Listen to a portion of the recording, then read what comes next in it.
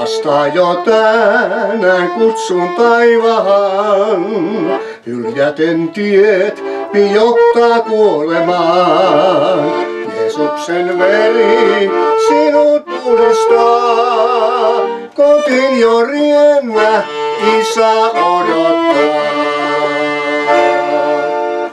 No te olette varmaan monet tottuneet siihen, että hengellisiä lauluja myöskin voidaan säestää harmonikalla.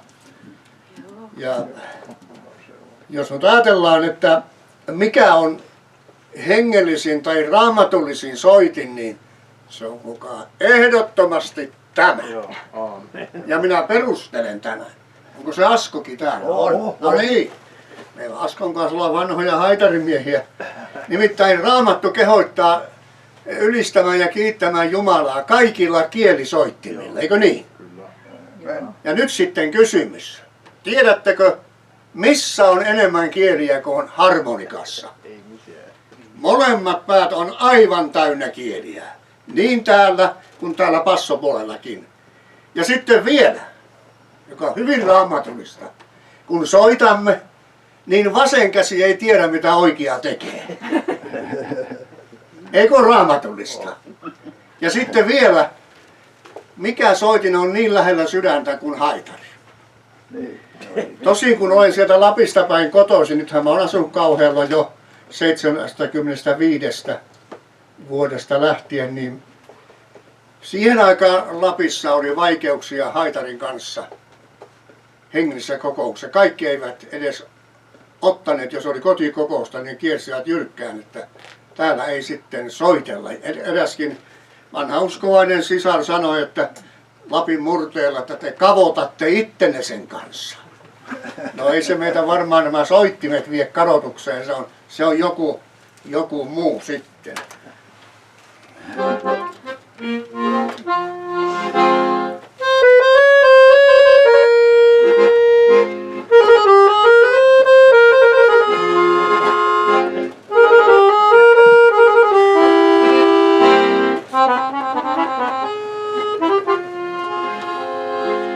Monet hukkaan eletyt vuodet elin maailmalla. Sinun tiesi Herra silloin niin halvaksi havaitsin. Oi Herrani, nyt tiedän sen, vain sinun luonasi. Tyyntyy sydän murheinen. Armosi mua Jeesus kutsui, rakkauttas mulle tarjosi. Vaan riemut nuo maailman, ne veivät mun sydämeen.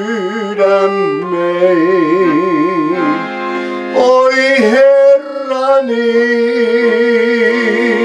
nyt tiedän sen, vain sinun luonasi. Tyyntyy sydän murheinen. Tänään kuitenkin ylistän Herraa, mun kurjan hän viel armahti. En enää tietäisi Herraa, mä halvaksi havaitsen.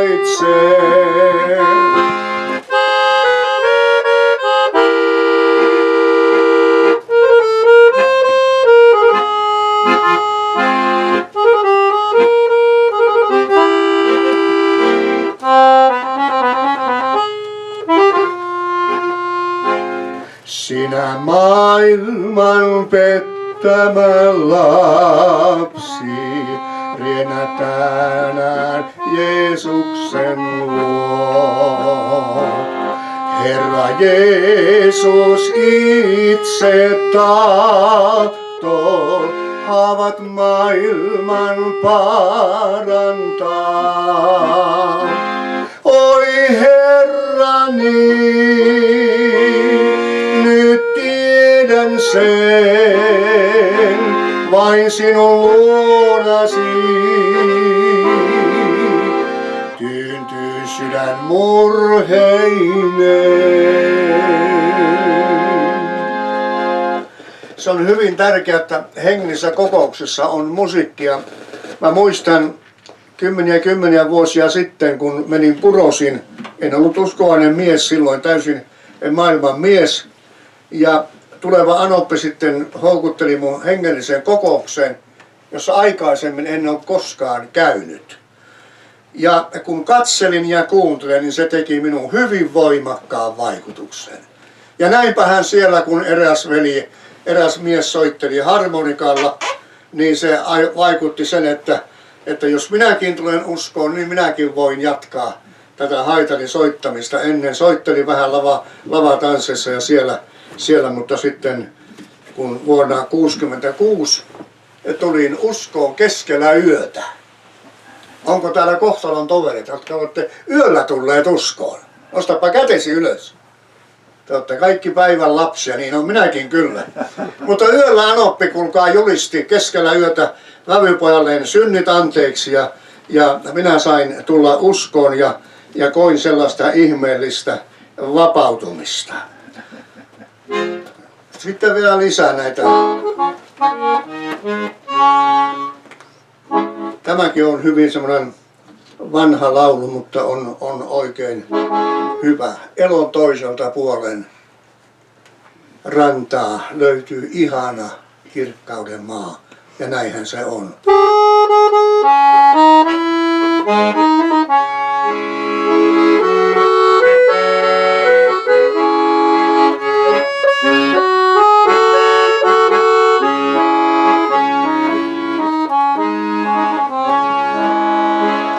Elon toiselta puolen rantaa löytyy ihana kirkkauden maa.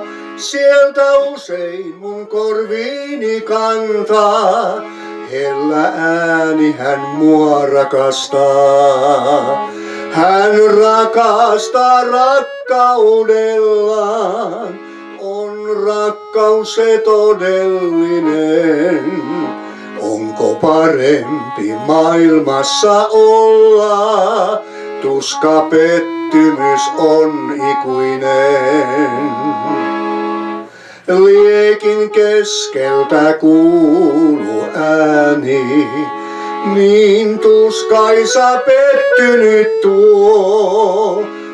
Jos elon mä takaisin saisin, niin jo rientäisin Jeesuksen luo. Hän kutsui mua, mestari kutsui, mä muistan niin selvästi sen. Mutta muistoksi kutsu tuo jäikin, nyt on myöhäistä katuminen.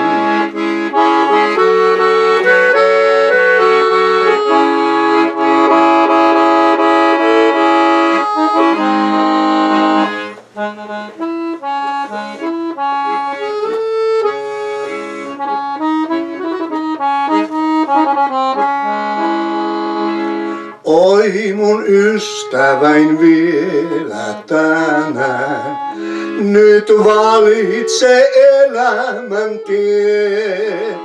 Vaik nauraen pilkaten käyköön, elon toiselle puolelle ties. Näetkö rannalla Jeesuksen armaan? Näetkö kätensä arpiset nuo? Sä milloinkaan pety et varmaan noihin käsiin, jos elämäs tuot. Eikö ole kauniita lauluja? On Sellaisia. ja sanoma. Sanoma mukaan? Joo, niissä on sanoma näissä lauluissa. Se ei ole sitä.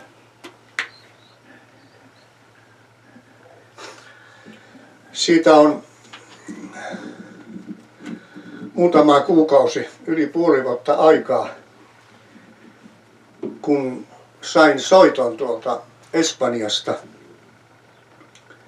Eräät Kauhajoen ystävät olivat olleet siellä hengellisessä kokouksessa ja siellä eräs nainen oli todistanut ihmeellisestä parantumisesta. Tällä naisella oli ollut vatsasyöpä ja se oli niin pitkällä, että ei oikeastaan niin kuin lääketieteellisesti ollut enää mitään tehtävissä. Ja kun Nurmijärvellä siinä kerrottiin, tämä sisar kertoi ja todisti parantumisesta, niin hän kertoi, että olin vieraillut Nurmijärvellä aikoja sitten ja olin saarnannut ja sen jälkeen kutsunut ihmisiä esille ja heitä oli siinä pitkä jono, joiden puolesta rukoilin. Ja yhtäkkiä minä huomaan siinä, kun rukoilin toisten puolesta, että sieltä lähestyy yksi nainen ja menee sinne minusta vasemmalle puolen. Siinä on semmoinen valtava suuri viherkasvi.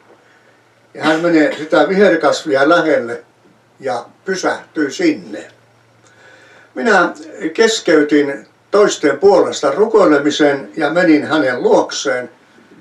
Ja siinä hän sitten kertoi, kuinka vakava tilanne hänen kohdallaan oli. Mutta ajatelkaa, kyllä se lujille otti, että hän tuli esiin. Nimittäin hän oli yksi hyvä ystävä siellä, joka 3 kertaa samassa kokouksessa pyysi tätä naista, tule hyvä ihminen sinäkin esille, että rukoillaan sinun puolesta. Ja hän sanoi aina niin, että minun puolesta on niin paljon ja niin monet rukoilee, en minä enää tule. Ja kun tämä nainen on menossa siellä ulko-ovella pois siitä rukoushuoneesta, niin vielä tämä hänen hyvä ystävä menee sinne perään ja sanoo, että etkö lähtis edes minun mieliksi tuonne eteen. Ja silloin hän lähti ja tuli. Ja siinä hän kertoo sitten, että olin laskenut toisen käteni hänen pään päälle ja toisen kohottanut ylös taivasta kohti. Ja olin rukoillut lyhyesti, että Herra koskettaisi ja parantaisi. Ja sitten olin sanonut, Jeesus tulee ja parantaa sinut.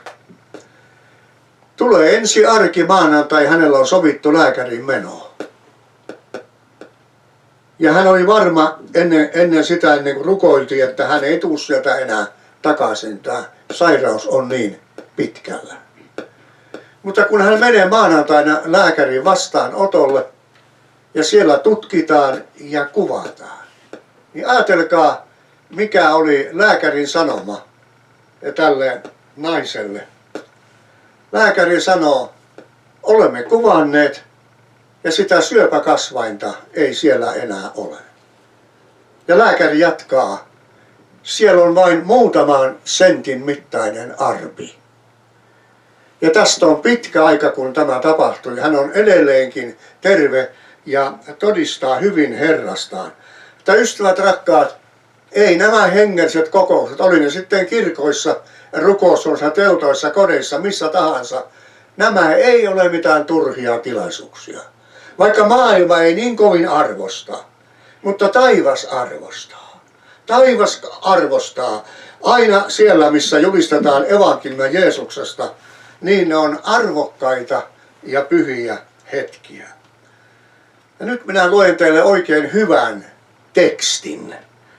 Ja hyvät tekstit löytyy aina tästä kirjasta, eikö niin? Ja täältä luen Matteuksen evankeliumin 9. luvusta, jae 35. Jeesus kulki kaikissa kaupungeissa ja kylissä, opetti niiden synagogissa, julisti valtakunnan evankeliumia ja paransi kaikenlaisia tauteja ja vaivoja. Tässä oli meidän Herramme Jeesuksen työ ja toiminta. Hän kulki kaupungista kaupunkiin ja kylästä kylään. Ja sitten kerrotaan hänestä, kuinka Jeesus opetti Jumalan sanaa kuulijoilleen. Ja sitten hän sanoo ja julisti valtakunnan evankeliumia. Ja lähinnä tänä iltana minä puhun tässä nimenomaan tästä valtakunnan evankeliumista. Ja tämän lisäksi siellä missä Jeesus kulki ja julisti Jumalan sanaa, niin kaikkialla hän paransi sairaita. Ja nyt hyvät kuulijat, Jeesuksen tarkoitus oli, että kun hän lähtee täältä taivaaseen Isän tykö, että hänen omansa jatkaisivat samalla tavalla, opettavat Jumalan sanaa, julistavat Jumalan valtakunnan evankeliumia ja parantavat sairaita. Tämä oli Jeesuksen tahto ja tarkoitus ja suunnitelma. Siellä sanottiin nimenomaan Matteuksen evankeliumin 10. luku 7 ja 8. Ja missä kuljettekin? Minun aina siunaa, kun on tällainen kiertävä evankelista, niin vähän tulee